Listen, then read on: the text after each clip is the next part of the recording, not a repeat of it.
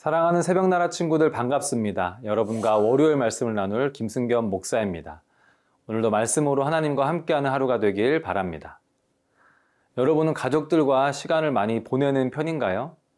제가 여러분 나이일 때를 생각해보면 학교와 학원 등의 바쁜 일정들로 인해서 집에서는 거의 잠만 잤던 기억이 있습니다. 그러다 보니 가족들과 많은 시간을 보내기는 어려웠죠. 우리 사회가 점점 바빠지면서 가족들과 함께하는 시간은 점점 더 줄어드는 것 같습니다. 하지만 우리의 가족들을 포함해서 우리 주변의 소중한 사람들은 늘 우리를 사랑하고 우리를 위하는 마음을 가지고 있다는 것을 잊지는 않았으면 좋겠습니다. 오늘 말씀에서 예수님은 우리가 알고 있던 가족의 개념을 확장하십니다. 어쩌면 우리에게는 이미 더 많은 가족이 있는지도 모르겠습니다. 오늘 말씀의 제목은 신개념 가족입니다. 오늘의 말씀은 마가복음 3장 20절에서 35절입니다. 예수께서 집으로 들어가시니 또다시 사람들이 몰려들어 예수와 제자들은 음식 먹을 겨를조차 없었습니다. 예수의 가족들은 예수가 미쳤다라는 소문을 듣고서 예수를 붙잡으러 찾아다녔습니다. 그래서 예루살렘에서 내려온 율법학자들이 말했습니다. 예수가 바알세불에게 사로잡혀 있다. 그가 귀신들의 우두머리에 힘을 빌려 귀신을 쫓아내는 것이다.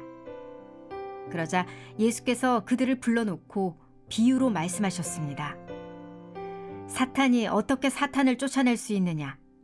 만일 한 나라가 서로 갈라져 싸우면 그 나라가 제대로 서 있을 수 없고, 만일 한 가정이 서로 갈라져 싸우면 그 가정이 제대로 서 있을 수 없다. 만일 사탄이 스스로 반란을 일으켜 갈라진다면 제대로 서지 못하고 스스로 망할 것이다. 먼저 힘센 사람을 묶어놓지 않고 그 집에 들어가 물건을 훔치는 사람은 아무도 없다. 묶고 나서야 그 집을 털 수 있는 것이다.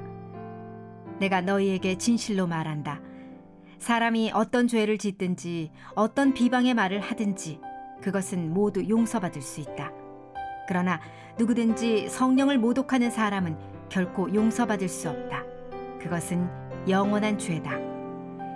예수께서 이 말씀을 하신 것은 사람들이 그가 악한 귀신이 들렸다라고 말했기 때문입니다. 그때 예수의 어머니와 형제들이 찾아왔습니다. 그들은 밖에 서서 사람을 시켜 예수를 불렀습니다. 많은 사람들이 예수 곁에 둘러앉아 있었는데 그들이 예수께 말했습니다. 보십시오. 선생님의 어머니와 형제들이 밖에서 선생님을 찾고 계십니다. 예수께서 그들에게 물으셨습니다. 누가 내 어머니이고 내 형제들이냐? 그러고는 곁에 둘러앉은 그들을 보며 말씀하셨습니다.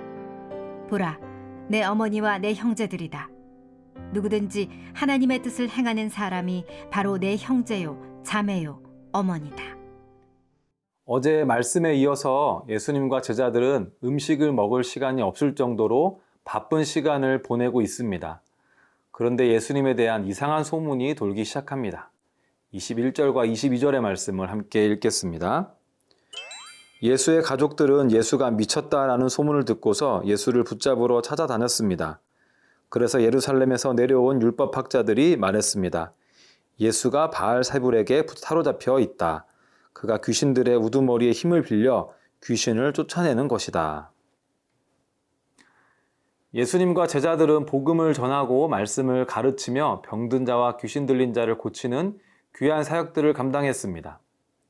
많은 사람들이 예수님을 따르게 되면서 예수님을 질투하고 모함하는 사람들도 생겨났습니다.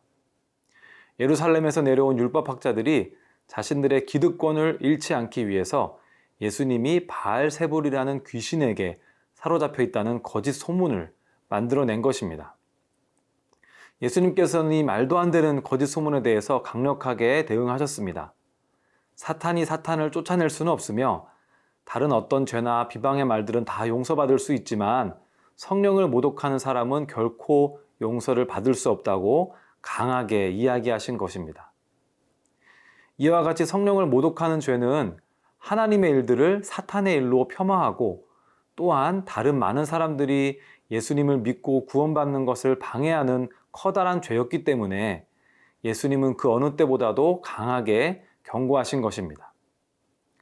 사탄은 오늘날까지도 여러 수단들을 통해 예수님이 메시아이심을 부정하며 예수님을 비방하는 소문들을 만들어냅니다.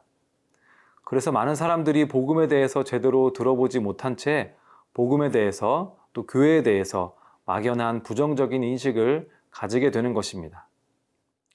우리는 이와 같은 거짓들에 미혹되지 않을 뿐만 아니라 예수님과 복음을 올바르게 드러내고 전하는 그리스도의 편지가 되어야 합니다.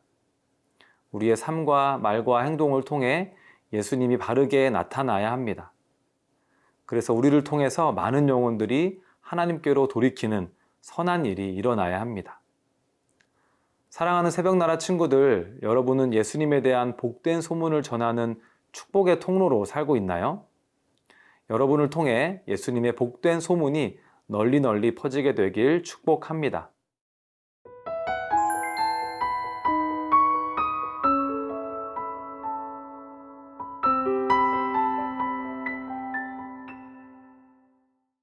이어지는 말씀에서 예수님은 누가 예수님의 진정한 가족인지를 알려주십니다. 33절과 35절의 말씀을 함께 읽어보겠습니다. 예수께서 그들에게 물으셨습니다. 누가 내 어머니이고 내 형제들이냐? 누구든지 하나님의 뜻을 행하는 사람이 바로 내 형제요, 자매요, 어머니다. 예수님이 미쳤다는 소문을 듣고 예수님의 어머니와 동생들이 예수님을 붙잡으러 왔습니다. 마치 죄인을 체포하고 감금하려는 마음으로 예수님을 잡으러 온 것입니다. 가족들은 예수님을 만나기 위해 안으로 들어가 보지도 않고 밖에 서서 사람을 시켜 예수님을 불렀죠. 아마 예수님이 정말로 귀신이 들려서 미쳤다고 생각했기 때문일 것입니다. 예수님의 어머니와 형제들은 예수님과 피를 나눈 가족이었음에도 불구하고 예수님을 제대로 알지 못했고 믿지 못했습니다. 오히려 예수님이 아니라 사람들의 거짓 소문을 믿었던 것이죠. 그리고 예수님의 가족들이 아닌 다른 사람들이 오히려 예수님의 말씀을 더 열심히 듣고 있는 아이러니한 상황이었던 것입니다. 가족들이 자신을 찾아왔다는 말을 전해 들으신 예수님은 많은 사람들의 생각을 뒤집는 놀라운 질문을 하십니다. 누가 내 어머니이고 누가 내 형제들이냐라는 것입니다. 그러고는 예수님의 곁에 둘러앉아서 말씀을 듣고 있던 자들이 바로 어머니와 형제들이라고 말씀하십니다. 가족 간의 유대가 어떤 것보다도 우선되는 절대 가치였던 그 시대에 예수님의 말씀은 정말 혁신적인 말씀이었습니다. 피를 나눴다고 해서 가족인 것이 아니라 누구든지 하나님의 뜻을 행하는 사람이 예수님의 가족이라고 선언하신 것입니다.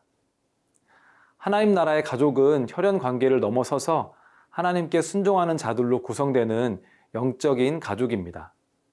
신분이나 직책과는 상관없이 예수님을 영접하고 하나님의 뜻을 행하는 자들은 하나님 안에서 하나가 되는 것입니다. 하나님은 우리의 지경을 넓히셔서 하나님의 크신 세상을 보여주길 원하십니다.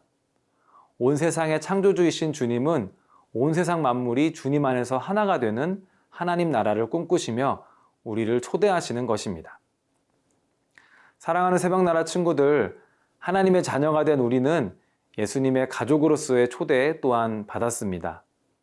다른 어떤 내세울 것이 없다고 해도 하나님의 뜻을 행하며 살아간다면 우리는 예수님의 가족으로서의 복을 누리게 됩니다. 예수님의 가족으로서 예수님과 더욱 친밀하게 살아가는 우리 새나 친구들이 되길 축복합니다.